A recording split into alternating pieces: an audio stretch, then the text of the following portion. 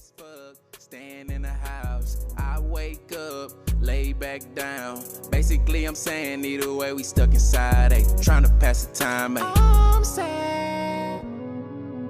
2,000 hours, I've been sleep a lot, ayy. Yeah, 2 pack of noodles, all a nigga got. Whoa.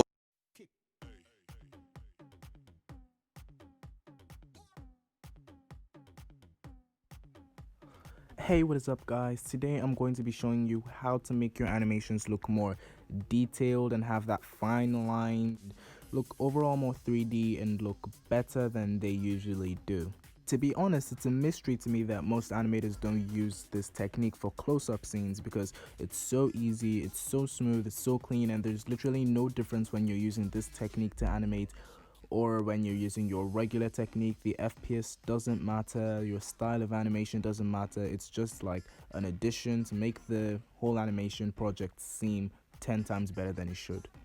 Now to do this, it all comes down to one fact: that's layering. All you need to know how to do is get your layering straight, and you'd be able to accomplish this easy peasy, 5 minutes tops.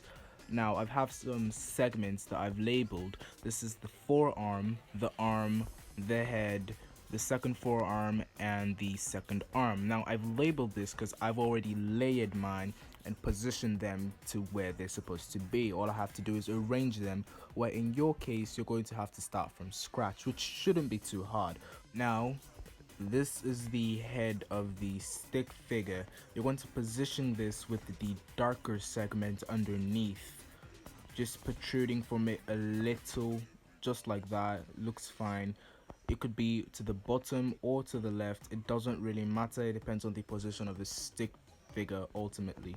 And once you've done that, add another segment as the body, the back of the segment, making sure that this black segment up here is in front of the body but behind the main head, like mine is. I'm going to take the second forearm and the second arm and start positioning them, but before you do that, you're going to have to do something called join and union stick figure. You can find this in the section where you click a segment and then it pops up, you can see it, then you press join stick figure 2.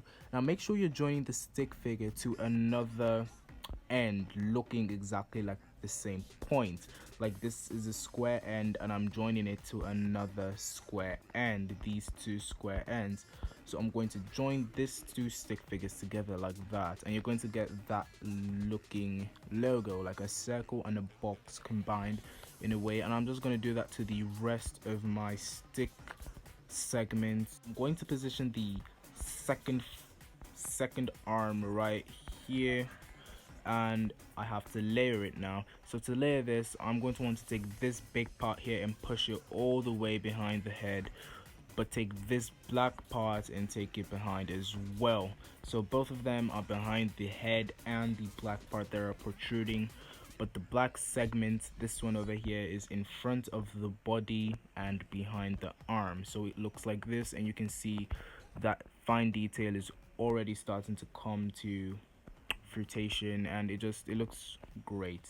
You have to make sure that it's the end with two different parts like this that is going behind the stick figure's head, so that you can take the bottom part where you join the two segments and join it to the other two segments like so.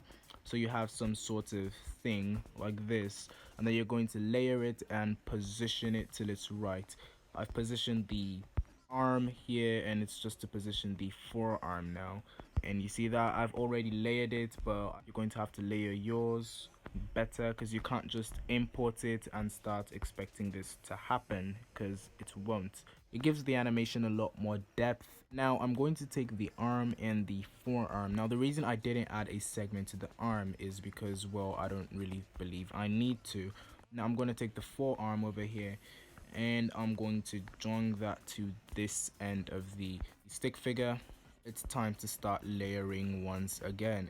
Animating it is going to be a lot easier, and you're going to love the look you get once you're done. Now because this whole place here looks really plain, I'm just going to copy a segment and paste it behind the body but in front of the arm, so there's a line there and it looks great. I don't really need to join this, but you can join it if you want, it doesn't matter, and it just looks absolutely amazing.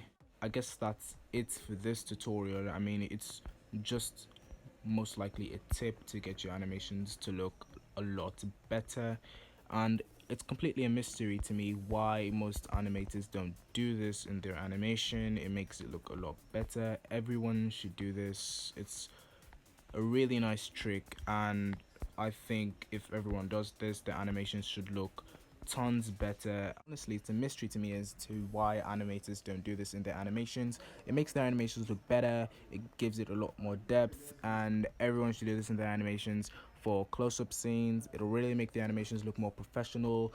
It may even make it look like it was animated on Pivot or some other animating software.